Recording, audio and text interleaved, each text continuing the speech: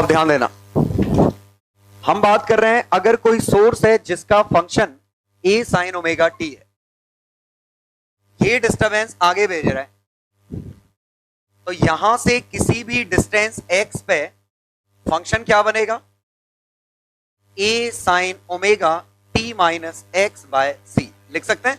और ये समझ में आया कि नहीं? इसका ए साइन ओमेगा टी लिखा था, यहां से सिग्नल इस तरफ जा रहे हैं सी की स्पीड से, तो जो x डिस्टेंस पे लोकेटेड है उसका फंक्शन ये होगा। आया समझ में?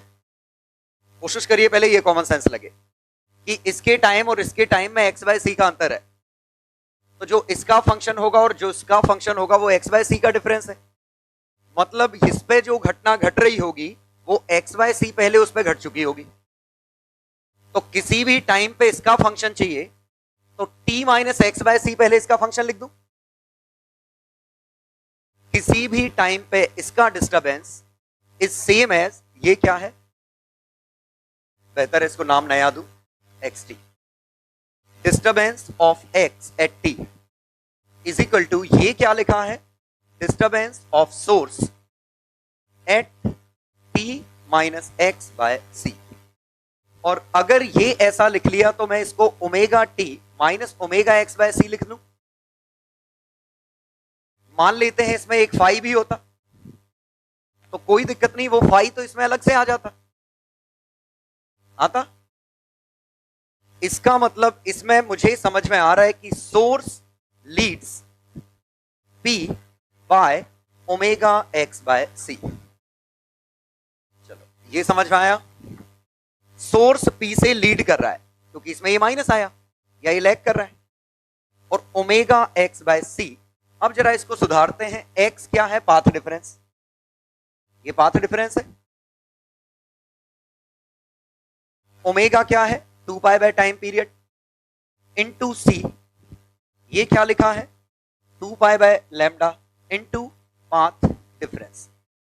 और शायद समझ में आ रहा है, जब जब पाथ डिफरेंस लैम्डा का होगा तब तब 2 पाई का अंतर आएगा, फंक्शन रिपीट हो जाएगा। और बात बिल्कुल सही है, क्योंकि अगर मैं इसकी और इसकी बात करूं दोनों के ग्राफ एक से बनेंगे, क्योंकि ये 2 पाई का अंतर है।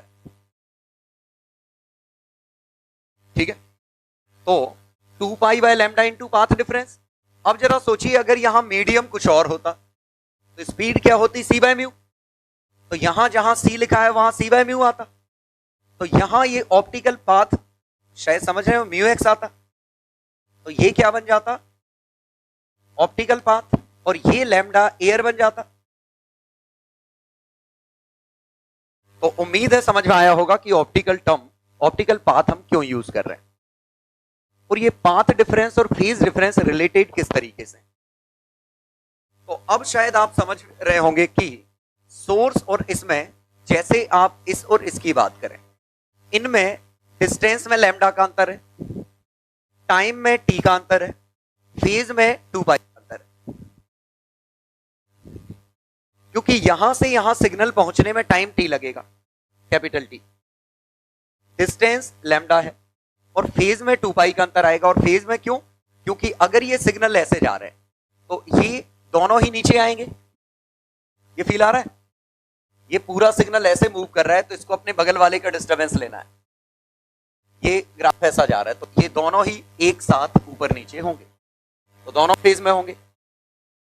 मतलब टाइम टी का एरर आ जाए, चेंज आ जाए, या लैम्डा का चेंज आ जाए, या 2 पाई का चेंज आ जाए, एक ही चीज है। तो हम इनको आपस में रिलेट कर सकते हैं कि जब जब टाइम टी का एरर आएगा तब तब फेज में 2 पाई का अंतर आएगा, तब तब ऑप्टिकल पाथ में लैम्डा एयर का अंतर आएगा।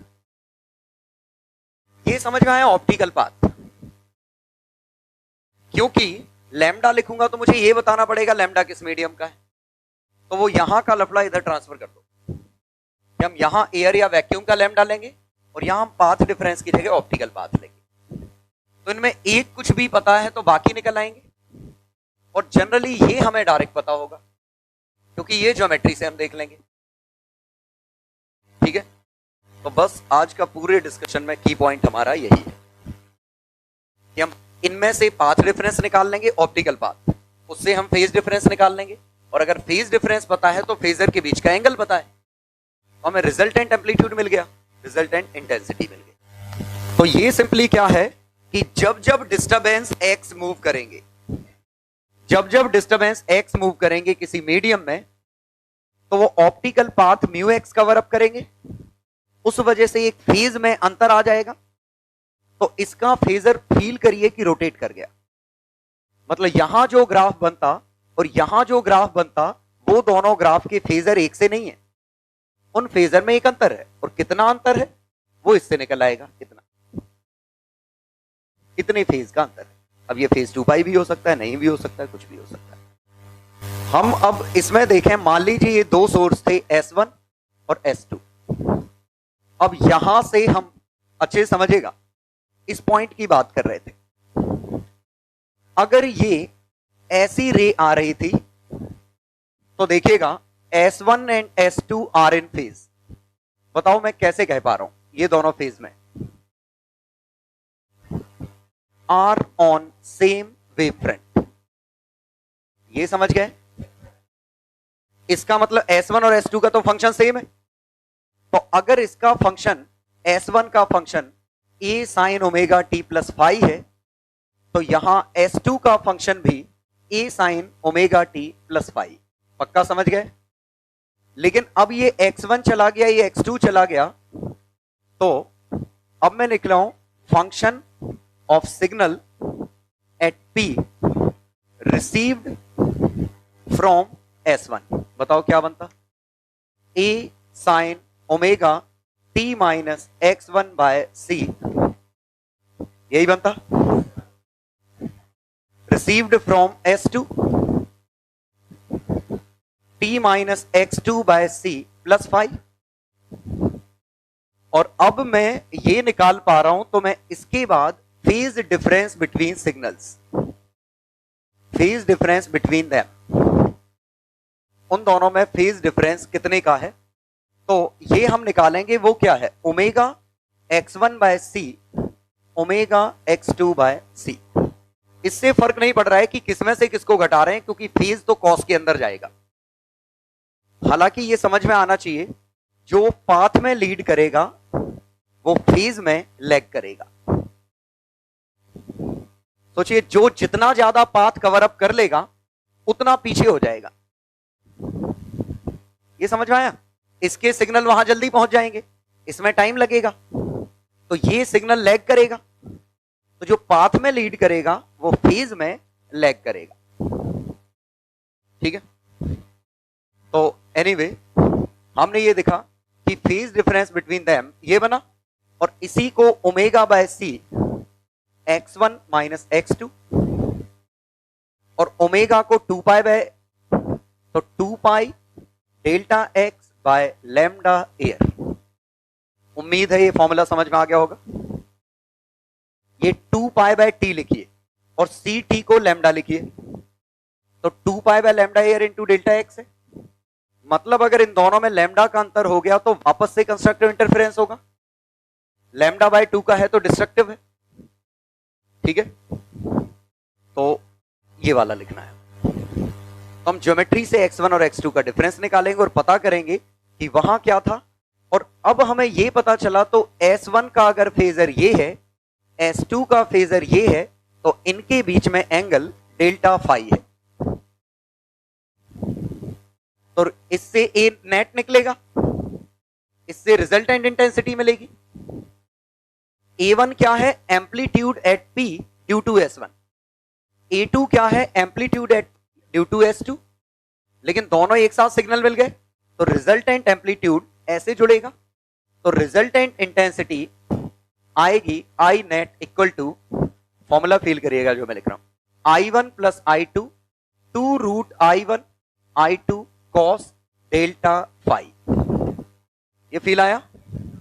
दरअसल कुछ और नहीं है, A1 square A2 square 2A1 A2 cos delta phi लिखा है, और ये A नेट का स्क्वायर। इसका मतलब ये जो आई नेट आया है वो आई नेट कुछ भी हो सकता था, root I1 plus root I2 के होल स्क्वायर से √I1 माइनस √I2 के होल। हालांकि मैं फॉर्मूला रिकमेंड नहीं करता ये, आप बस ये सोचिए एम्पलीट्यूड से हम निकाल लेंगे। तो ये डेल्टा फेज पे डिपेंड करेगा कि आंसर कितना आएगा। मतलब ये क्वेश्चन ठीक वैसे ही हो गया कि 5 न्यूटन और 12 न्यूटन कंबाइन किया तो फोर्स कितना आएगा, तो 17 न्यूटन से 7 न्यूटन के बीच में। क्योंकि एग्जैक्टली कितना आएगा वो तो एंगल पे डिपेंड करेगा, लेकिन ये तय है इन दो के बीच में होगा। ये बेस्ट केस डायरेक्ट जुड़ गए, वर्स्ट केस पूरे कट गए। तो वही हम यहां कह रहे हैं कि ये भी फेजर एक वेक्टर की तरह बिहेव कर रहा है। सॉरी, एसी में, एसी में अगर 3 एम्पियर है, ये 4 एम्पियर है, तो आप वो नहीं कह सकते कि वो 5 एम्पियर है या 7 एम्पियर है, कितना है। आप ये कह सकते हैं 1 एम्पियर से 7 एम्पियर के बीच में कुछ है, क्योंकि ये आरएमएस या पीक वैल्यू है। इसकी पीक 3, इसकी पीक वैल्यू 4, तो इसकी पीक वैल्यू 1 से 7 के बीच में कुछ भी, क्योंकि हो सकता है ये फेजर अपोजिट हो, कुछ भी हो सकता है सेम हो। जो पाथ में लीड करेगा, जिसका पाथ ज्यादा होगा वो पीछे रह जाएगा। ये लैग कर रहा है, ये लीड कर रहा है। जिसका पाथ ज्यादा है वो फेज में लैग करेगा, लेकिन वो कॉस के अंदर जाना है तो फर्क पड़ नहीं रहा है कि वो प्लस है कि माइनस है। इंटेंसिटी तो हमारी सही निकल रही है, फिर भी जनरल नॉलेज के लिए पता हो तो अच्छा है। तो इससे ये समझ में आया, अब ध्यान दीजिएगा अच्छे से, इस डिस्कशन से ये समझ में आया कि अलग अलग लोकेशन पे x1 माइनस x2 का डिफरेंस अलग अलग है। फॉर एग्जाम्पल, परपेंडिकुलर बाइसेक्टर पे ये डिफरेंस 0 है। सोचो, ऊपर जाऊंगा तो ये गैप बढ़ता रहेगा, और बढ़ते बढ़ते ये गैप इंफिनिटी पे सबसे ज्यादा होगा। कितना होगा वैसे इंफिनिटी पे गैप? इसके बराबर। इंफिनिटी पे जो इनके बीच का गैप होगा वो इसके बराबर हो। तो हम इसको फील करने के लिए आखिरकार इंफिनिटी पे ये गैप इसके बराबर कैसे है, जरा अच्छे से समझिएगा। यहां मुझे इनके बीच का डिस्टेंस निकालना था, मैंने इससे एक आर्क मार दी। अब तो ये डिस्टेंस बराबर है, तो शायद समझ गया यही डेल्टा है। जो एक्स्ट्रा पार्ट है वही तो पाथ डिफरेंस है। अब अगर मुझे यहां निकालना होता यही, तो अब मेरी आर्क ऐसी बनती, तो अब डिस्टेंस ये आता। अब इसको और ऊपर ले जाइए, अब आर्क ऐसी बनती। और शायद समझ गए होंगे कि जब हम इंफिनिटी पे जाएंगे तो ये रफली बहुत दूर आएगा और ये एक दूसरे के ऐसे पैरेलल होंगे, और ये आर्क यहां बनेगी। ये आ गया समझ में? तो शायद आप फील कर पा रहे हो कि यहां जाने पे पाथ डिफरेंस 0 से d के बीच में। पक्का आ गया समझ में? अब जरा इमेजिन करिए, ये d अगर 5 लैम्डा होता, अगर ये d 5 लैम्डा होता, तो पाथ डिफरेंस 0 से 5 लैम्डा के बीच में आता। मतलब इस दौरान कभी ना कभी ये लैम्डा भी होगा, 2 लैम्डा भी होगा, 3 लैम्डा भी होगा, 4 लैम्डा भी होगा। इन सब पे मैक्सिमा मिलेगा, और इनके बीच में lambda by 2, 3 lambda by 2, 5 lambda by 2, 7 lambda by 2, 9 lambda by 2, ये सभी मिनिमा भी मिलेंगे। हम ये तो बता सकते हैं कितने मैक्सिमा और कितने मिनिमा मिलेंगे। पक्का समझ गए? कहां मिलेंगे ये बताने के लिए हमें ज्योमेट्री की जरूरत पड़ेगी। तो बस हम करेंगे क्या कि 2 अलग अलग सोर्सेस एक जगह मीट कर रहे हैं, उनमें फेज डिफरेंस ढूंढना है, और वो जनरली पाथ डिफरेंस की मदद से ढूंढेंगे। तो जैसे क्वेश्चन 1, एक सोर्स ये है, सोर्स एक ही है, आप इसकी जगह साउंड का सोर्स मान लो ये 100 हर्ट्ज है और सी की वैल्यू 300 मीटर पर सेकेंड। यहां पे ये लिसनर है, ये डिस्टेंस x है,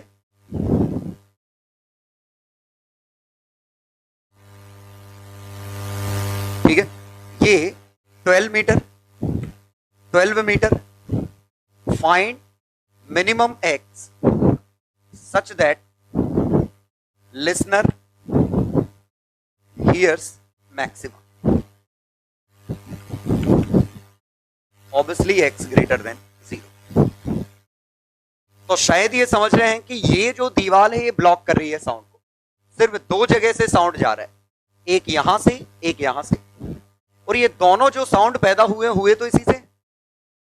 तो दरअसल एक साउंड सीधे चला गया, पैदा जब हुए थे एक साथ पैदा हुए थे, फेज में थे, लेकिन जब वहां तक पहुंचे तो हालात एक से नहीं है, एक को डिस्टेंस ज्यादा कवर अप करना पड़ रहा है, तो there is a phase difference because there is a path difference. और अगर मैक्सिमा चाहिए तो मुझे फेज डिफरेंस 2 का चाहिए, पाथ डिफरेंस कम से कम लैम्डा का चाहिए। Actually lambda 2 lambda 3 lambda 4 lambda चाहिए, लेकिन मिनिमम एक्स पूछा है तो लैम्डा चाहिए। तो ये मैथ्स का ही तो क्वेश्चन हो गया। पक्का आया समझ में कि हम सॉल्व कैसे करेंगे इसका सॉल्यूशन? सीधे सीधे ये लेंथ कितनी है 12 स्क्वायर प्लस एक्स स्क्वायर है, ये लेंथ कितनी है 12 स्क्वायर प्लस एक्स, ये इसका पाथ है, और दूसरे का पाथ कितना है 12 प्लस 12, और जब ये n लैम्डा के बराबर हो जाएगा काम हो जाएगा, और इसी को हमने लिखा twice of 12 square plus x square under root minus 12, n की वैल्यू 1 और लैम्डा की value lambda f equal to c. तो लैम्डा f कितना है, c कितना है 300, लैम्डा की वैल्यू कितनी आई 3। पक्का समझ गए? तो ये 12 स्क्वायर प्लस एक्स स्क्वायर का अंडर रूट इक्वल टू 12 और 3/2 13.5। तो x की वैल्यू 13.5 का whole square minus 12 square under root. पक्का समझ गए? तो हमें लगभग यही करना है कि पूरा मैथ्स ही डिस्कस करेंगे। फिजिक्स तो सिर्फ इतनी है कि आपको दो जगह से सिग्नल पहुंचाना है वहां पे, और उनमें पाथ डिफरेंस होगा तो उससे हम फेज डिफरेंस निकाल लेंगे। ठीक है, आ गया समझ में? अब जरा इसी क्वेश्चन में थोड़ा सा मैं चेंज करता हूं, यहां C 300 है, यहां C 600 है, मतलब मीडियम बदल गया, वहां स्पीड डबल हो गई, मतलब रिफ्रैक्टिव इंडेक्स 1/2 है, 1/2 आगे। रिफ्रैक्टिव इंडेक्स तो रिलेटिव टर्म है, तो यहां मैं मान रहा हूं कि इस मीडियम का 100 हर्ट्ज था, 100 हर्ट्ज इस मीडियम का भी होगा, लेकिन इसका लैम्डा 3 मीटर था तो उसका लैम्डा 6 मीटर हो जाएगा। तो या तो लैम्डा बदलिए या म्यू मल्टीप्लाई करिए। पक्का समझ गए? तो मैं कंफ्यूजन कम रखते हुए इसको 200 ले रहा हूं सो दैट आपको समझ में आए म्यू 3/2 है, नहीं तो बाद में पढ़ने में लगी म्यू 1 से छोटा हो गया, हो सकता है, रिलेटिव चीज है। तो मैंने 300 और 200 वही रखा, 300 था वहां स्पीड कम हो गई तो म्यू कितना हो गया 3/2, और म्यू 3/2 हो गया, तो ये एक्सप्रेशन हमारा थोड़ा सा बदल गया। क्या बनेगा अब ये 12 स्क्वायर प्लस एक्स स्क्वायर का under root plus 3/2 12 square plus x square का अंडर रूट। आया समझ में? Minus 12 plus 3/2 into 12 is equal to, चूंकि हम ऑप्टिकल पाथ ले चुके हैं तो ये n लैम्डा एयर, मतलब एयर कौन सा इसके रिस्पेक्ट में लिखा है, तो हमारा यही एयर हो गया। तो यहां पे लैम्डा कितना आया 3। आया समझ? कोई बात नहीं, ये 5/2 बना, ये 5/2 बना, तो ये बना 5/2 12 स्क्वायर प्लस एक्स स्क्वायर का अंडर रूट माइनस 12 1 इंटू 3। तो शायद मैं इससे ये एक्सप्लेन कर पाया कि अलग अलग मीडियम है तो हम ऑप्टिकल पाथ लेंगे सो दैट लैम्डा में कंफ्यूजन ना हो। एक बार आपने ऑप्टिकल पाथ ले लिया, अब आपको लैम्डा एयर से कंपेयर करना है। ज्योमेट्रिकल पाथ लिखते तो फिर हम पाथ डिफरेंस नहीं लेते, फिर हमें उसको कन्वर्ट करना पड़ता, उससे फेज डिफरेंस अलग अलग निकालना पड़ता, इसका फेज अलग निकालते उसका अलग निकालते, क्योंकि सिंपल सी बात है अगर ज्योमेट्रिकल पाथ ले लिया तो यहां कंफ्यूजन हो गया कि लैम्डा कौन सा ले। ठीक है, तो ज्योमेट्रिकल पाथ से अगर करना है तो इसका फेज अलग निकालो, इसका फेज अलग निकालो। फिर हम कैसे करेंगे ज्योमेट्रिकल पाथ से भी देख लो कि वहां से गए 12 स्क्वायर प्लस एक्स स्क्वायर, इतना डिस्टेंस कवर किया, यहां लैम्डा एयर इंटू 2 पाई, ये इसका फेज है, plus 12 by lambda air, sorry, और ये लैम्डा क्या है, मीडियम, इंटू 2 पाई, ये लिखते। ये पहले ने फेज कितना चेंज कर लिया, दूसरे का फेज चेंज ऐसे ही लिखते, और वो आता 12 by lambda air into 2 pi plus 12 by lambda medium into 2 pi. अब जरा देखिए, इस लैम्डा मीडियम को लैम्डा एयर बाय म्यू लिखते, लैम्डा एयर बाय म्यू लिखते, तो सबका 2 pi by lambda air common आ जाता, आसान बनता। आ गया समझ में, इसलिए हम ऐसा करते हैं।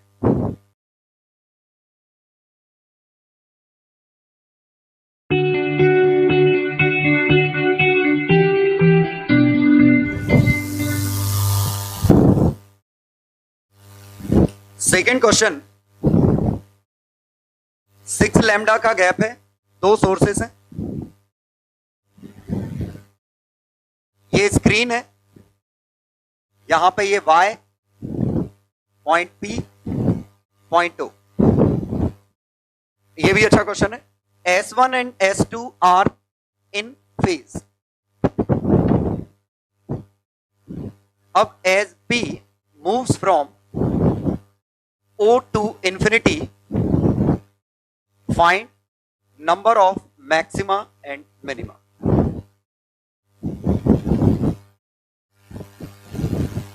दूसरा, minimum y for maxima at P if P equal to 6 lambda.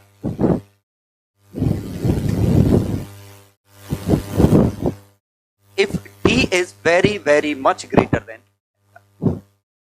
अच्छे से देखिएगा, ये और इंटरेस्टिंग क्वेश्चन पिछले से।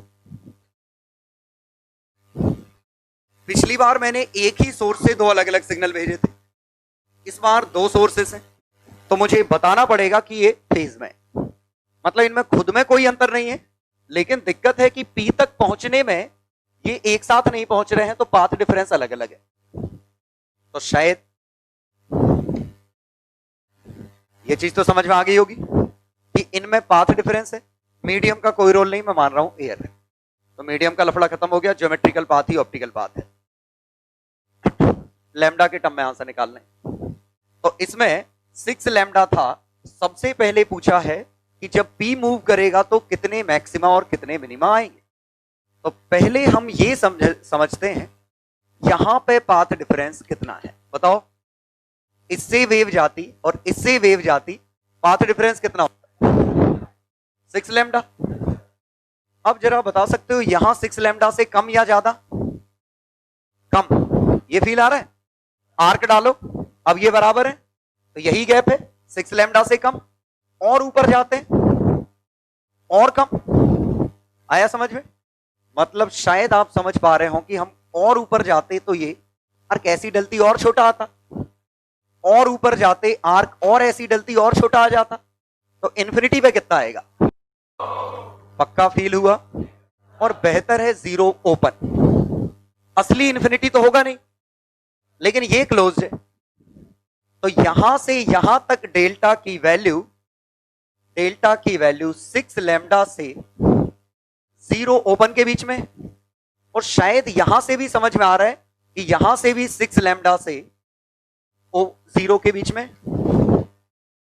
नेगेटिव पॉजिटिव का तो मीनिंग है नहीं, एक बार एक लीड कर रहा है, एक बार एक लीड कर रहा है। आ गया समझ नहीं, इसमें तो दोनों बार ही S1 S2 लीड करेगा, S2 लीड करेगा फेज में, पाथ में S1 लीड करेगा। तो ठीक है, डेल्टा हमने ये देख ली। अब हमें ढूंढने मैक्सिमा कितने हैं, तो 0 से 6 लैम्डा के बीच में lambda, 2 lambda, 3 lambda, 4 lambda, 5 lambda, 6 lambda, ये आए। यहां से भी एक्चुअली 6 लैम्डा 2 बार आएगा, तो एक ही बार काउंट करेंगे। पक्का समझ में आया। 6 लैम्डा से 0 के बीच में lambda, 2 lambda, 3 lambda, 4 lambda, 5 lambda, 5 ये, एक बीच वाला, मिल गया 11 मैक्सिमा। माइनस इन्फिनिटी से इन्फिनिटी कर दिया, पूरा हम मूव कर रहे हैं नीचे से ऊपर। हाँ, तो मैक्सिमा कितने मिले इसके, 11। अब जरा मिनिमा देखते हैं, मिनिमा कितने मिले। तो देखिए इस दौरान एक 0.5 लैम्डा तो मिलेगा, जीरो नहीं मिल रहा है, 0.5 लैम्डा तो मिलेगा।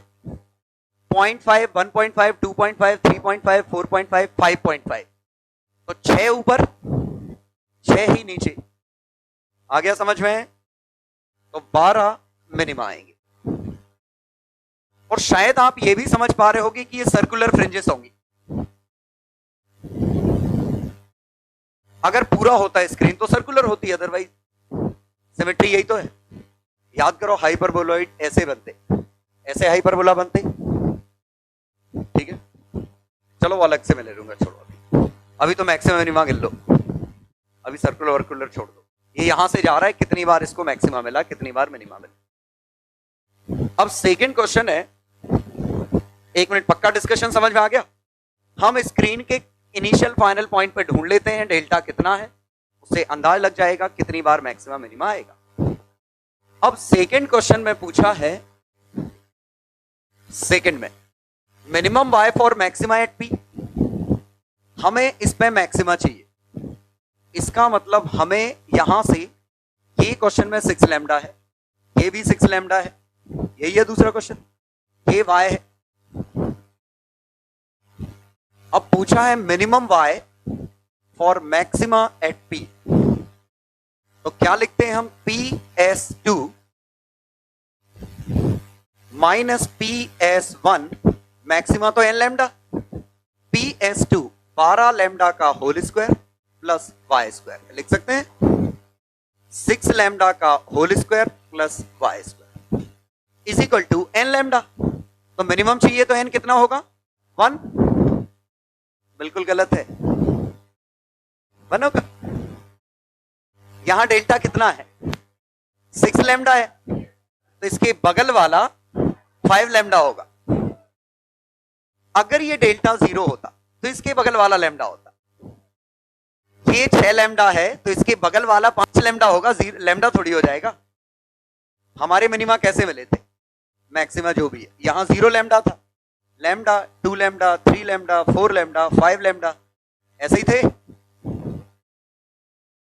तो नियरेस्ट वाला 5 लैम्डा वाला पाथ डिफरेंस है, लैम्डा वाला नहीं है। कोई रूल थोड़ी है कि n के साथ इंक्रीजिंग फंक्शन होगा। ये n था, कोई जरूरी थोड़ी है कि n की वैल्यू छोटी रखने पे y छोटा आएगा। अभी देख लेते हैं, डिक्रीजिंग फंक्शन होगा, n में लिखा रहने दें, अब आंसर आ जाएगा। चलो अब ये इक्वेशन सॉल्व करनी है। अब देखिएगा, ये हत्यारी सी इक्वेशन लिखी है, ये सॉल्व करने की स्पेशल जुगाड़ है, अदरवाइज ये बहुत गंदा जाएगा। कि एक तो देखिए, इधर ले जाके स्क्वायरिंग करोगे, 2 बार स्क्वायरिंग लगेगी, लेकिन मैं यहां क्या कर रहा हूं, L minus M N lambda, L square minus M square, this square minus this square, 144 minus 36, 108। आया समझ में? This square minus this square लिख लूं अलग से, स्क्वायरिंग नहीं कर रहा हूं मैं, इसके स्क्वायर में से इसको हटा के लिख रहा हूं। तो 12 लैम्डा का स्क्वायर और 6 लैम्डा का स्क्वायर, 144 माइनस 36 लिख सकते हैं। तो L plus M 108 by n lambda, divide कर दूं और अब मैं इन दोनों को जोड़ दूं। अब अगर इन दोनों को जोड़ूंगा तो क्या बनेगा, 2L n plus 108 by n lambda बनेगा। और L कितना था, 12 लैम्डा का whole square Y square under root twice n plus 108 by n lambda. कुछ आ रहा समझ में क्या हुआ? तो यहां वाई स्क्वायर की वैल्यू, ये 2 से डिवाइड करूं, वाई स्क्वायर की value n plus 108 by n lambda by 2 whole square minus 12 lambda whole square under root. ये आंसर आया। कौन सा इक्वेशन अच्छी थी जो हम एक्सपेक्ट करें कि आंसर अच्छा आएगा? आंसर हमारा ये आया। ऑब्वियसली डायमेंशनली सही है, लैम्डा बाहर आ गया। अब इसमें देखिएगा n की वैल्यू n के साथ ये वाला फंक्शन, ठीक है, डिक्रीजिंग फंक्शन है, ठीक है। इसको सिंप्लीफाई करोगे अपने आप समझ में आ जाएगा। लैम्डा बाय 2 का होल स्क्वायर कॉमन ले लो चाहो तो ये n स्क्वायर प्लस 108 का क्यों मेहनत कर रहे हैं, सीधे n की वैल्यू 5 छापो, ठीक है। n की वैल्यू 0 छापने पे इनफाइनाइट है, 0 छापने पे इनफाइनाइट है, तो 0 पे इंफिनिटी है, तो 0 पे ही मैक्सिमा है वो तो। और इसमें n की वैल्यू छापते छापते गड़बड़ ये हो जाएगी, अंडर रूट के अंदर नेगेटिव हो जाएगा। मतलब अगर n की वैल्यू आपने 6 से बड़ी छाप दी, और शायद समझ रहे हैं n इक्वल टू 6 में आंसर 0 आएगा, n इक्वल टू 6 पे आंसर 0 आएगा। आ गया समझ? n इक्वल टू और 6 से बड़े पे अंडर रूट के अंदर नेगेटिव आ जाएगा, ठीक है। तो n इक्वल टू 5 पे y की मिनिमम पॉजिटिव वैल्यू मिलेगी। तो या तो आप ऐसे सोच लो या वहीं से समझ में आ जाता 5 लैम्डा है, लेकिन ये आपको अंदाजा लगाना पड़ेगा, सॉल्व करने का तरीका ये ऑब्वियसली उन क्वेश्चन में करते हैं जैसे देखिएगा हमसे ये सड़ी सी क्वाड्रेटिक पूछी होती,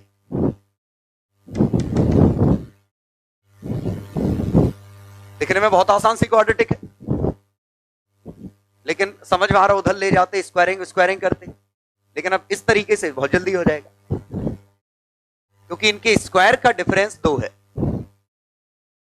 तो दिस प्लस दिस 4 है, तो दिस माइनस दिस 1/2 है, दिस माइनस दिस 1/2, क्योंकि this square minus this square 2 है, 4 से डिवाइड कर दो 1/2, तो दिस माइनस दिस 1/2 है, तो इसकी वैल्यू 4 प्लस 1/2 का आधा 9/4। अब खोल दो। लेकिन अगला क्वेश्चन काफी अच्छा है।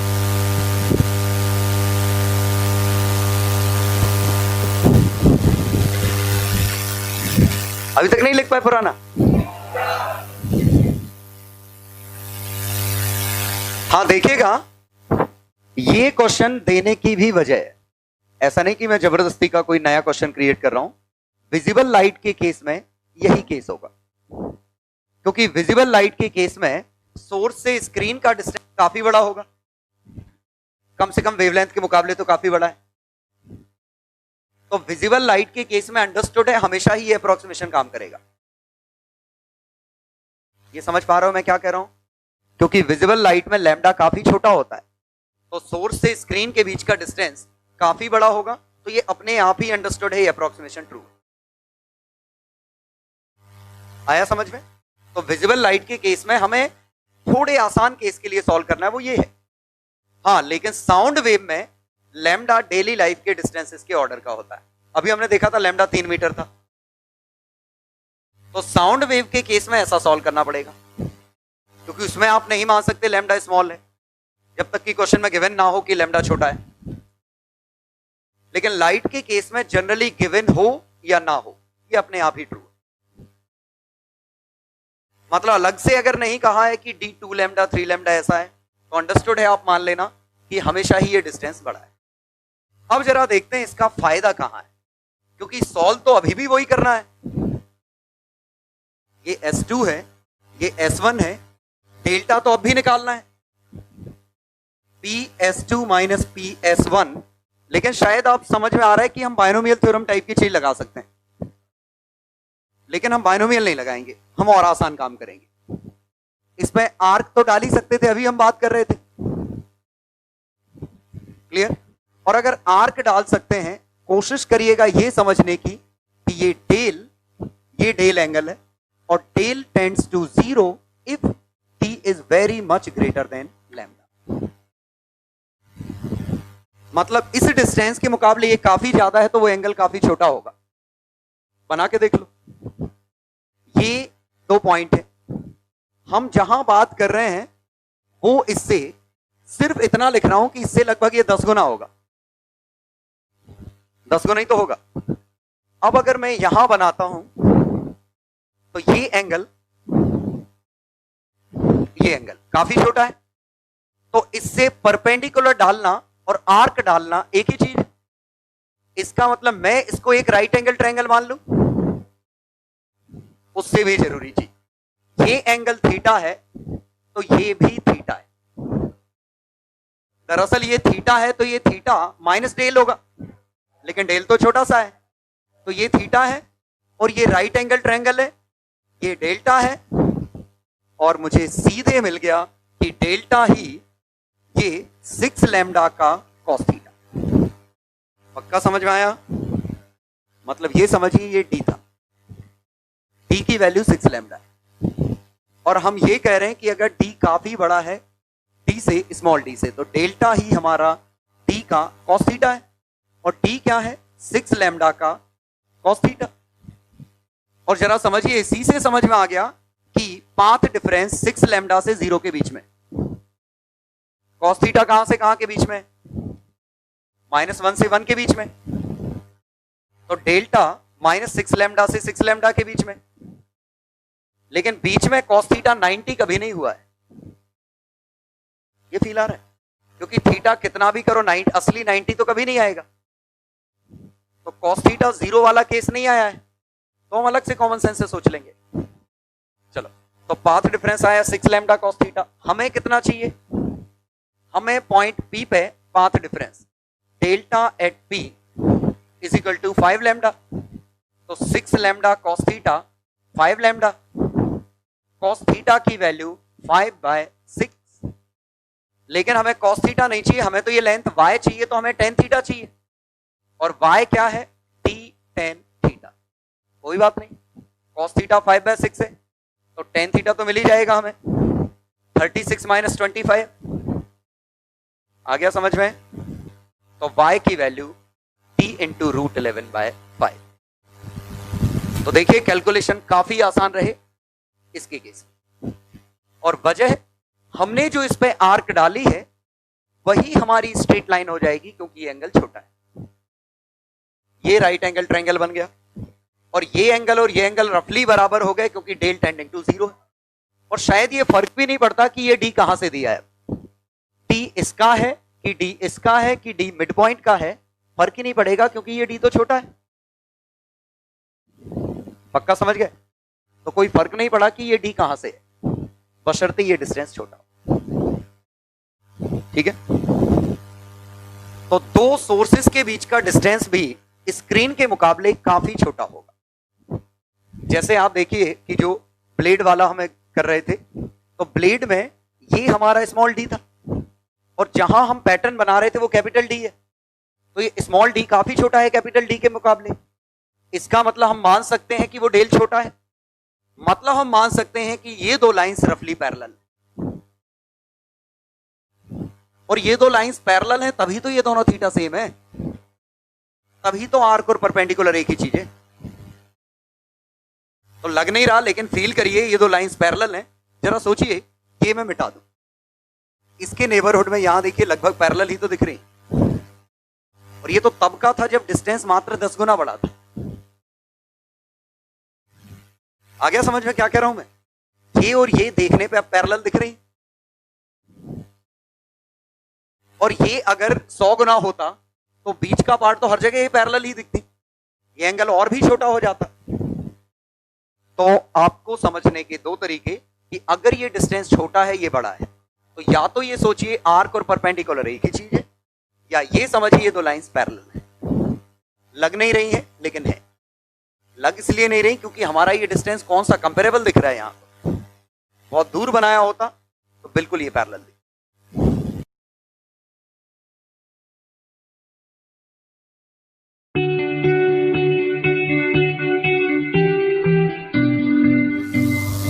चलो क्वेश्चन लो और देखिए, यहां मैंने आपकी मदद कर दी।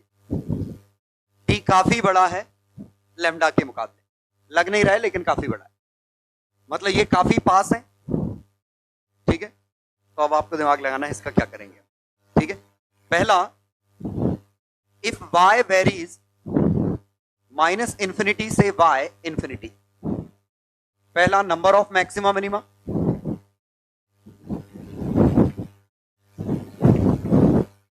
minimum y to get maximum।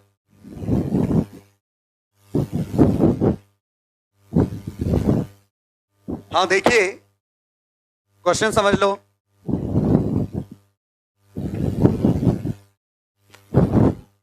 पहले क्वेश्चन में तो साउंड का क्वेश्चन है, अप्रोक्सीमेशन नहीं लगा सकते, आपको पता ही नहीं लैम्डा और एक्स में कौन बड़ा है, तो ये तो ईमानदारी से ज्योमेट्री से सॉल्व करना है।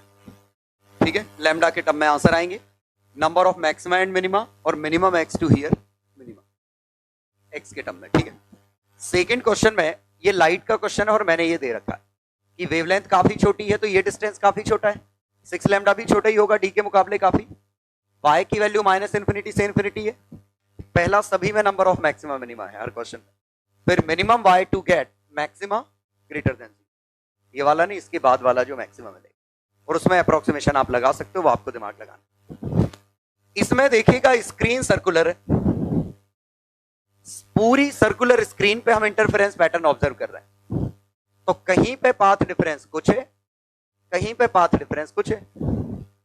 शायद समझ रहे होंगे, यहां पाथ डिफरेंस 0 है, और अंडरस्टूड है सभी क्वेश्चन में S1 S2 फेज में, लिखा नहीं है S1 S2 इनिशियली फेज में।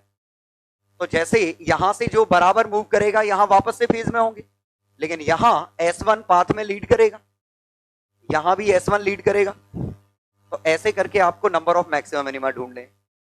अब मैंने यहां ये इंफॉर्मेशन दे रखी है, R very very much greater than lambda, तो इसकी मदद से आपको ये पता लगाना है किस थीटा पे अगला मैक्सिमा आएगा। वैसे ओ पे मिनिमा है,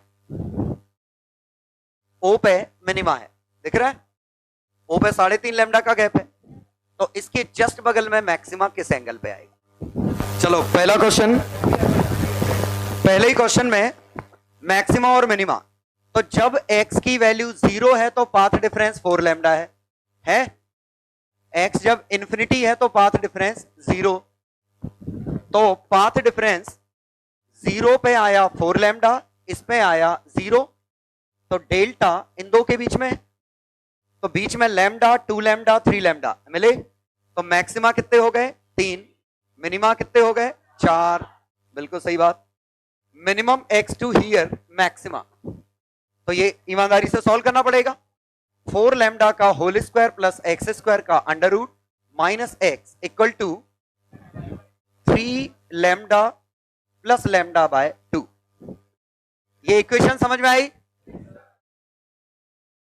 पाथ डिफरेंस पहला मिनिमा हमें कब मिलेगा, यहां डेल्टा 4 लैम्डा है, तो पहला मिनिमा 3.5 लैम्डा पे मिलेगा, लैम्डा बाय 2 मत कर लेना उसको, पक्का आ गया समझ में? तो 16 lambda square plus x square equal to X plus 7 lambda by 2 whole square, X square 49 lambda square by 4 plus 7 lambda X, 64 minus 29 15 by 28, ये आ गया। पक्का समझ में आ गया? यहां गलती हो सकती है, पहला मिनिमा सीधे मत सोचिए लैम्डा बाय 2 पे होता है, वो आपको देखना पड़ेगा कि यहां से नियरेस्ट कहां आएगा, तो यहां डेल्टा 4 लैम्डा था, तो नियरेस्ट तब आएगा जब 3.5 लैम्डा का गैप होगा।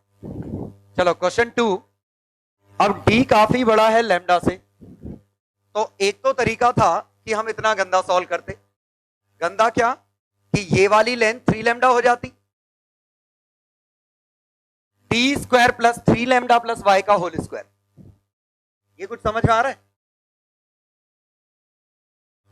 Minus D square plus Y minus 3 lambda का होल स्क्वायर का अंडर रूट, ये पाथ डिफरेंस होता। पहले ये समझ में आया कि नहीं क्या था? इस लेंथ में से ये लेंथ क्या होती, ये y है, y में 3 लैम्डा जोड़ो, this square plus this square under root, ये लेंथ है this square plus this square under root, और इसको हम कंपेयर करते हैं n1 लैम्डा से। लेकिन उसके पहले हम ये सोच लेंगे कि आखिरकार कितने मैक्सिमा मिनिमा बनेंगे, तो यहां डेल्टा 0 है, ये कितना है 6 लैम्डा, तो ऊपर जाऊंगा तो डेल्टा कभी ना कभी लैम्डा 2 लैम्डा होते होते सबसे ऊपर डेल्टा 6 लैम्डा होगा, यहां नीचे डेल्टा 6 लैम्डा होगा, तो यहां lambda 2 lambda up to 5 lambda, मिला, lambda 2 lambda up to 5 lambda, 5 और 5 10 और 1 11। तो सेकेंड क्वेश्चन में पहले में मैक्सिमा 11, मिनिमा 12, क्योंकि यहां आधा लैम्डा होते होते 5.5 तक पूरे 6 ऊपर 6 नीचे। अब हमें निकालना है लोकेशन, तो इसके लिए आपको फिर से वही सोचना पड़ेगा कि ये डिस्टेंस काफी बड़ा है, ये इसके मुकाबले ये काफी बड़ा है, ये रेज रफली पैरेलल है, इससे परपेंडिकुलर डालना और आर्क डालना एक ही बात है। और ये एंगल अगर थीटा है तो ये भी एंगल थीटा है, और ये लगभग सिंगल स्लिट एक्सपेरिमेंट की तरह ही हो गया। ये समझिएगा, सेंटर से मैंने ये थीटा माना, सेंटर से थीटा है तो ये भी थीटा है। ये अगर 6 लैम्डा है तो ये हमारा डेल्टा है, और डेल्टा इस बार 6 लैम्डा का साइन थीटा है। और सही बात है, थीटा 0 पे डेल्टा 0 था, 90 पे डेल्टा 6 लैम्डा था। अब क्या पूछा था? नियरेस्ट मैक्सिमा, और नियरेस्ट मैक्सिमा बिल्कुल इस बार आएगा जब डेल्टा की वैल्यू लैम्डा होगी, 6 लैम्डा साइन थीटा लैम्डा होगा, साइन थीटा 1/6, लेकिन हम टेन थीटा में इंटरेस्टेड है, 1/√35। तो y equal to D ten theta, d/√30। मतलब कॉन्सेप्ट क्या था? ये लेंथ पैरेलल है और बराबर है, यहां से आर्क डालो, आर्क और परपेंडिकुलर एक ही चीज है, तो इसका साइन थीटा पाथ डिफरेंस है। ठीक,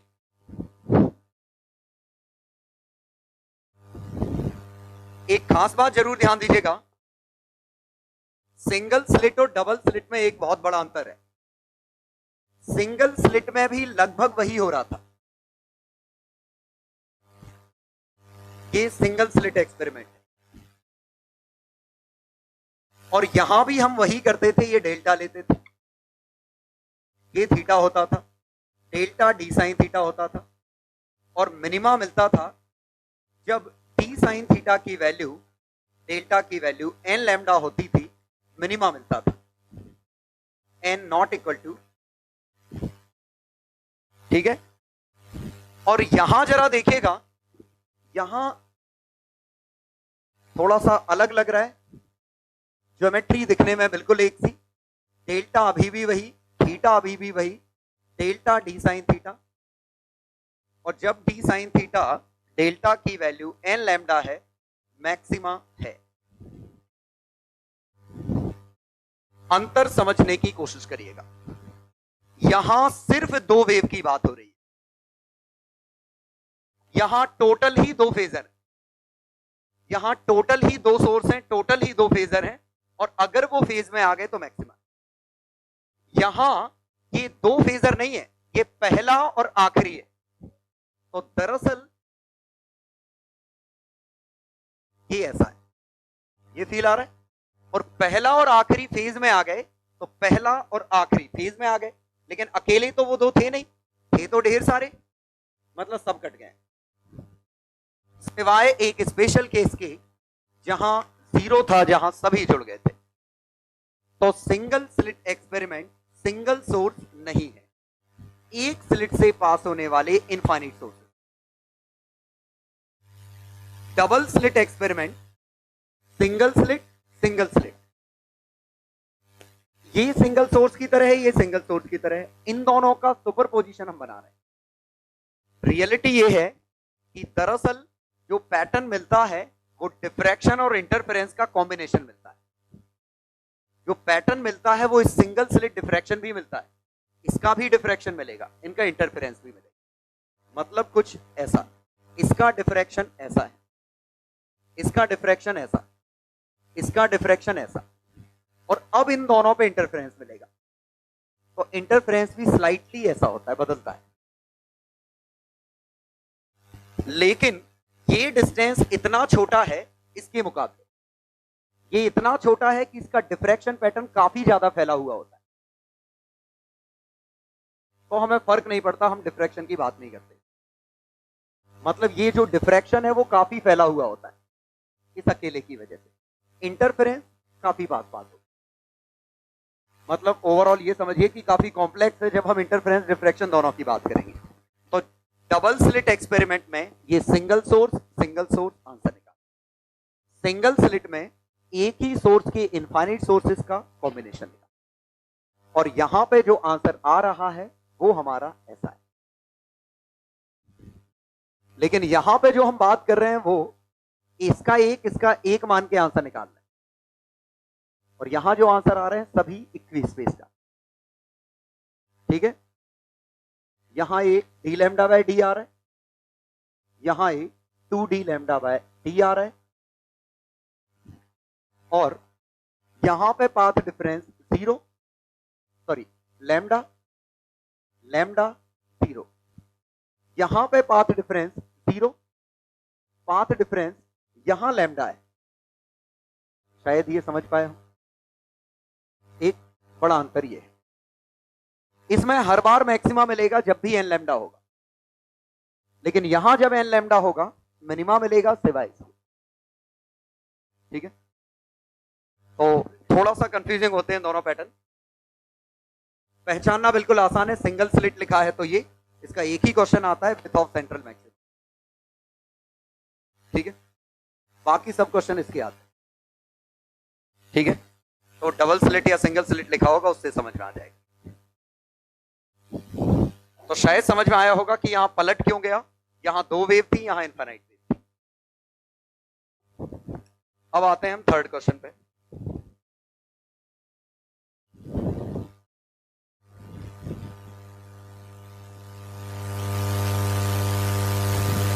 थर्ड क्वेश्चन में as point P moves on screen, P moves on screen 0 से 2 पाई नंबर ऑफ मैक्सिमम। तो पहले नंबर ऑफ मैक्सिमम मिनिमा तो ढूंढ ही लेंगे हम। ये 3.5 लैम्डा है, यहां पाथ डिफरेंस 3.5 लैम्डा, यहां भी 3.5 लैम्डा। हमें फर्क पड़ नहीं रहा है कौन लीड कर रहा है कौन लैग कर रहा है। यहां 0, यहां 0, तो बीच में कभी ना कभी लैम्डा होगा, 2 लैम्डा होगा, 3 लैम्डा होगा। पक्का समझ गए हैं? और यहां 3 lambda, 2 lambda, lambda, lambda. Order समझ में आ रहा है किस ऑर्डर में लिख रहा हूं? ये 3.5 का गैप है, ये 0 का गैप है, तो बीच में ये। तो मैक्सिमा गिनते हैं कितने? 3 3 3 3 1 2 14। अब मिनिमा गिनते हैं, एक यहां, एक यहां, एक यहां, 3, एक ये, ऐसे ही एक यहां, एक यहां, एक यहां, और एक ये, ऐसे ही यहां। तो 3 3 3 12 13 14, तो मिनिमा भी 14। बिल्कुल शायद ये समझ गए होंगे, अगर ये 3.6 लैम्डा होता, अगर ये 3.6 लैम्डा होता तो मिनिमा बढ़ जाते, क्योंकि ये 3.5 वाले की जगह 3.5 एक इधर आ जाता, तो 14 की जगह 16 हो जाते। तो इस पे डिपेंड करता है गैप कितना दिया है। पहला पार्ट तो हो गया। अब एंगुलर लोकेशन ऑफ पी, मतलब अब हमें सही में सॉल्व करना है, और इस बार बिल्कुल आसान सा क्वेश्चन में फिर से दे रखा है, रेडियस काफी बड़ी है, तो फिर से हम आर्क मार सकते हैं। ये करा, और इस आर्क को ही, ये हमारा एंगल थीटा है, शायद समझ पा रहे होगे, ये भी थीटा है, तो फर्क पड़ना ही नहीं है। और ये हमारा डिस्टेंस 3.5 लैम्डा है, ये हमारा डेल्टा है, तो डेल्टा कुछ और नहीं 3.5 लैम्डा का कॉस थीटा है। अब शायद हमें मैक्सिमा चाहिए, नियरेस्ट मैक्सिमा। यहां डेल्टा 3.5 लैम्डा है, तो नियरेस्ट वो होगा जब ये 3 लैम्डा होगा, तो 3 लैम्डा 3.5 लैम्डा कॉस थीटा, तो कॉस थीटा की वैल्यू 6/7, तो थीटा कॉस इनवर्स 6/7। और शायद समझ में आए होंगे, ऐसे थीटा 4 है, हालांकि ओ के नेबरहुड में तो दो है, एक ऊपर है एक नीचे,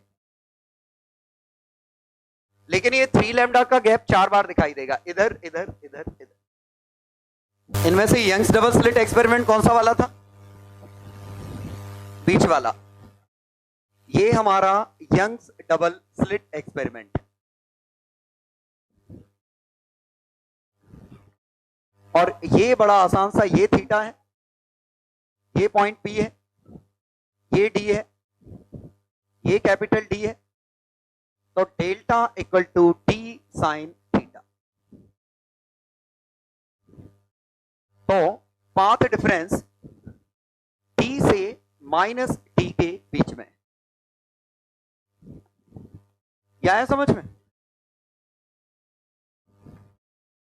पाथ डिफरेंस आया हमारा डी साइन थीटा, और साइन थीटा की वैल्यू 0 से 90, 0 से माइनस 90, तो शायद समझ में आ रहा है थीटा की वैल्यू माइनस π/2 से π/2 है, तो डेल्टा की वैल्यू माइनस डी से डी के बीच की सभी वैल्यू ले रहे हैं, तो इस दौरान कई मैक्सिमा मिनिमा मिलेंगे, तो नंबर ऑफ मैक्सिमा मिनिमा तो इससे मिल जाएंगे, ठीक है। और अगर हमें निकालना है लोकेशन ऑफ nth मैक्सिमा, और nth मैक्सिमा आपका सीधे delta equal to n lambda है, पक्का समझ में आया? अगर nth मैक्सिमा चाहिए तो इस बार कंफ्यूजन नहीं है, क्योंकि ये 0th है, तो यहां से nth n लैम्डा पे ही मिलेगा सीधे। लोकेशन ऑफ nth मिनिमा कैसे मिलेगा?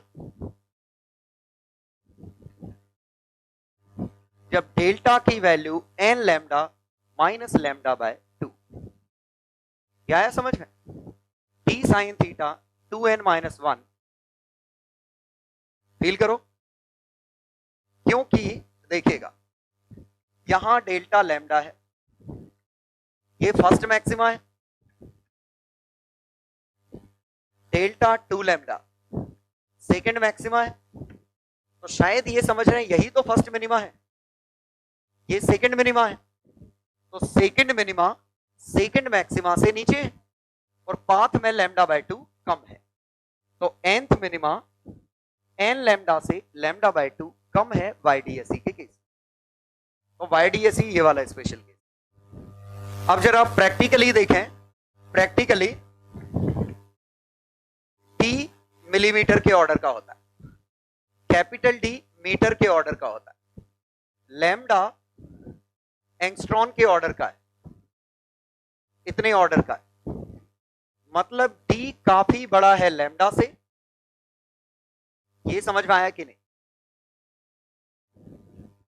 प्रैक्टिकली कैपिटल D से काफी बड़ा है, और स्मॉल d लैम्डा से भी काफी बड़ा है। मतलब आप सोचिएगा अगर लैम्डा 5000 एंगस्ट्रॉन होता और d हमारा 1 मिलीमीटर होता, तो आप देखिएगा कि d को मैं 1 मिलीमीटर अपॉन 5000 एंगस्ट्रॉन से मल्टीप्लाई डिवाइड किया, अभी समझ में आ जाएगा ऐसा क्यों किया। 10 पे -7 सॉरी -3 5 इंटू 10 पे -7 लैम्डा, ये 2000 लैम्डा, ये समझ में आया क्या लिख रहा हूं? 1 मिलीमीटर कितने लैम्डा के बराबर है, तो 1 मिलीमीटर कितने लैम्डा के बराबर है, तो लैम्डा से डिवाइड किया, मल्टीप्लाई किया, ये नंबर देखा तो ये 10 पे 4/5 लिखा है, 10,000/5 लिखा है, 2000 लिखा है, मतलब ये d 2000 लैम्डा के बराबर है। मींस इस छोटी सी लेंथ में, 1 मिलीमीटर की लेंथ में 2000 मैक्सिमम अंदर आ गए। अब जरा सोचिएगा अगर d हमारा 2000 लैम्डा है, डेल्टा d साइन थीटा है, तो डेल्टा की वैल्यू -2000 लैम्डा से 2000 लैम्डा के बीच में, तो नंबर ऑफ मैक्सिमा कितने बने? 199 प्लस 1 प्लस 19, कुछ समझ में आया? 1999 ऊपर, 1999 नीचे, एक सेंट्रल, और नंबर ऑफ मिनिमा 4000।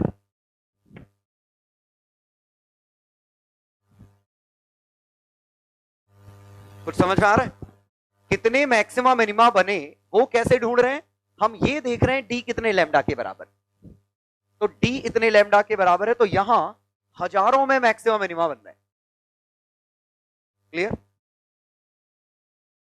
अब जरा सोचिएगा, हमसे ये पूछा जाता लोकेशन ऑफ 10th मैक्सिमा, तो हम क्या लिखते? जब डेल्टा 10 लैम्डा के बराबर होगा, तो जब डी साइन थीटा 10 लैम्डा के बराबर होगा, डी कितना है?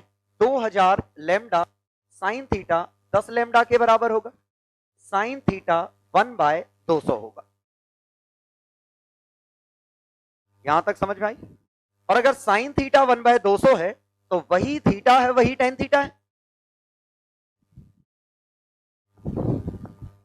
यहां तक समझ में आया? मतलब कितने मैक्सिमा बनने थे, और हम जिस ऑर्डर की बात कर रहे हैं वो अगर काफी छोटा है इसके मुकाबले, तो sine theta, theta, tan theta सब बराबर है। अब ऐसा हम कर क्यों रहे हैं ये, तो जरा समझिएगा। y की वैल्यू डी टेन थीटा है, डी साइन थीटा तो नहीं है। y की वैल्यू डी टेन थीटा है, लेकिन अगर थीटा स्मॉल है तो डी टेन थीटा ही डी साइन थीटा है। क्लियर? तो अब मैं ये कह रहा हूं कि इसमें अगर आपका साइन थीटा 1/200 आया, तो टेन थीटा भी 1/200 आया लगभग, तो y बाय डी 1/200 है, तो y की वैल्यू d/200 सीधे सीधे निकल आया, अंडर रूट का तो लफड़ा नहीं रहा। लेकिन अगर आप सोचिए साइन थीटा 1/4 आता, तो टेन थीटा √15 लिखना पड़ता, √15 सही है ना, और ये √15 थोड़ा सा गंदा हो जाता। उससे भी जरूरी चीज ये है, डेल्टा हमारा डी साइन थीटा है, लेकिन टेन थीटा की वैल्यू y/d है, तो साइन थीटा की वैल्यू y/d² प्लस y² का under root. Path difference y के प्रोपोर्शनल नहीं है, गंदा सा रिलेशन। लेकिन अब जरा सोचिए अगर थीटा छोटा होता, तो डेल्टा हमारा d y/d लिख लूं, वैसे d साइन थीटा है लेकिन हम उसे d टेन थीटा लिख सकते हैं, तो डेल्टा y के प्रोपोर्शनल है।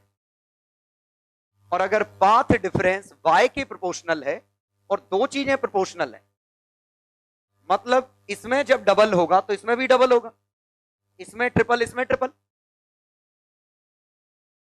ये समझ में आया?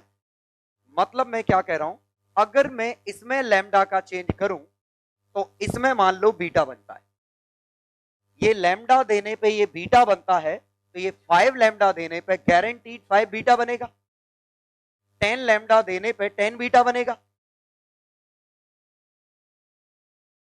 लेकिन 1000 लैम्डा देने पे 1000 बीटा नहीं बनेगा, क्योंकि तब साइन थीटा का लफड़ा गड़बड़ हो जाएगा। मतलब शुरू के लैम्डा के लिए y प्रोपोर्शनल है, शुरू के लैम्डा के लिए y प्रोपोर्शनल है, मतलब हम ये मान सकते हैं कि फ्रिंज विड्थ कांस्टेंट है। फ्रिंज विड्थ, क्योंकि लैम्डा से 5 लैम्डा 4 मैक्सिमा आए, तो यहां 4 बीटा का चेंज आया, 4 मैक्सिमा पे 4 बीटा का चेंज, तो 1 मैक्सिमा पे 1 बीटा का चेंज, लीनियर वेरिएशन है। कंक्लूजन हमारा इस छोटे से हिस्से में कि डेल्टा हमारा डी साइन थीटा है। अब अगर थीटा टेंड्स टू 0 तो डेल्टा हमारा D ten theta dy by, अब मैं लिखूं nth मैक्सिमा कहां आएगा, जब हमारा डेल्टा n लैम्डा होगा, तो dy/d n लैम्डा होगा, y की value n d lambda by d होगी। और इस वाले टर्म को अगर मैं बीटा नाम दे दूं,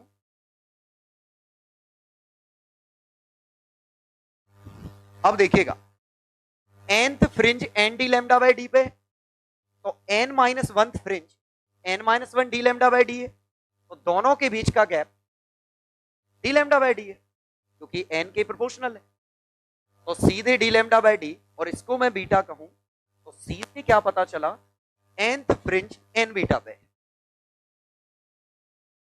और ये nth फ्रिंज आखिरकार ज्योमेट्रिकली क्या है, ज्योमेट्रिकली ये डिस्टेंस हमारा बीटा है। एक मैक्सिमा से दूसरे मैक्सिमा के बीच का गैप बीटा है। यहां डेल्टा 0 है, यहां डेल्टा लैम्डा है, पाथ में लैम्डा का चेंज, वाई में बीटा का चेंज, एक दूसरे के, और अगर यहां पे सीधे 2 लैम्डा होता तो ये सीधे 2 बीटा आ जाता। तो अब जैसे इस क्वेश्चन में हमसे पूछा होता 15वां मैक्सिमा कहां आएगा, 15 बीटा। थर्ड मिनिमा कहां आएगा, 3 बीटा माइनस बीटा बाई 2। कोशिश करिए समझने की कि ये बीटा से हमें क्या फायदा हो रहा है, कि बीटा मिलने से हमें कॉम्प्लेक्स कैलकुलेशन नहीं करने पड़ रहे हैं, बशर्ते ये ट्रू हो, और ये गारंटी ट्रू होगा। बता रहा हूं गारंटीड क्यों ट्रू होगा, क्योंकि प्रैक्टिकली हम माइक्रोस्कोप से ये पैटर्न ढूंढते हैं, और सेंटर के नेबरहुड में एक माइक्रोस्कोप लगा होता है, माइक्रोस्कोप का मुंह है इतना सा, अब ये डिस्टेंस है मीटर्स में, तो हम जो बात कर रहे हैं, जो वाई कोऑर्डिनेट है, वो डी के मुकाबले वाकई में बहुत छोटा है। मतलब फ्रिंजेस हजारों बनी है, लेकिन हम ऑब्जर्व कुछ ही कर पा रहे हैं, शुरू की 10-20, तो हमारा ये अप्रोक्सीमेशन पक्का ट्रू है। इसीलिए यंग डबल स्लिट एक्सपेरिमेंट का हमें स्पेशल केस ही पढ़ना, जहां हमारी ज्योमेट्री और भी आसान हो जाए। एक तो डी साइन थीटा तो हो ही गया, और वो साइन थीटा भी टेन थीटा बन गया।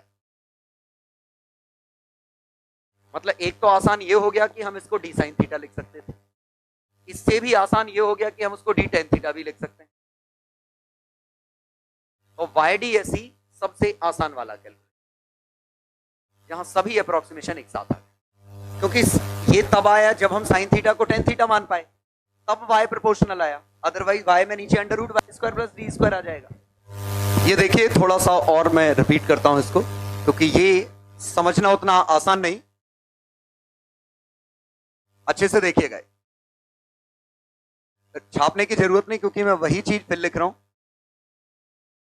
बस यहां देखिए ये थीटा, तो path difference delta D sine theta है, और साइन थीटा है y upon D square plus Y square का अंडर रूट।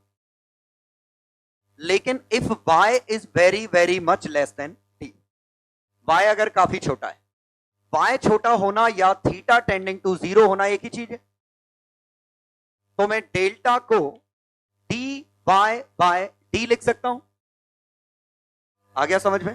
तो delta is directly proportional to Y, delta Y के प्रोपोर्शनल है। और हम इसी को कैसे देख रहे हैं, ये लेकिन कब प्रोपोर्शनल है, जब वाई छोटा है। मतलब ये मीटर में है और हम मिलीमीटर की बात कर रहे हैं या सेंटीमीटर की बात कर रहे हैं, अप टू फ्यू सेंटीमीटर ये चीज ट्रू है। तो इसके बाद अब मैं क्या लिख रहा हूं कि अब मुझे पूछा होता लोकेशन ऑफ nth मैक्सिमा, तो nth मैक्सिमा क्या आता कि D lambda D Y by D, इसको हम एन लैम्डा के बराबर लिख देते, और y is equal to N D lambda by D आता। और इससे मैं क्या समझ रहा हूं, ध्यान दीजिएगा कि पहला मैक्सिमा 0 पे है, n की वैल्यू 0, n की वैल्यू 1 रखने पे अगला मैक्सिमा, 2 रखने पे अगला मैक्सिमा, और n की वैल्यू 1 पे ये गैप कितना है, डी लैम्डा बाय डी, और ये भी डी लैम्डा बाय डी, तो ये सभी इक्वी सेपरेटेड है। और मैक्सिमा है तो यहां मैक्सिमा, और यहां मैक्सिमा, यहां मैक्सिमा। अब आप देखिए लोकेशन ऑफ एन मिनिमा, और ये होता delta is equal to D Y by D N lambda minus lambda by 2, तो y is equal to D lambda by D common ले लू, n माइनस 1 बाय 2।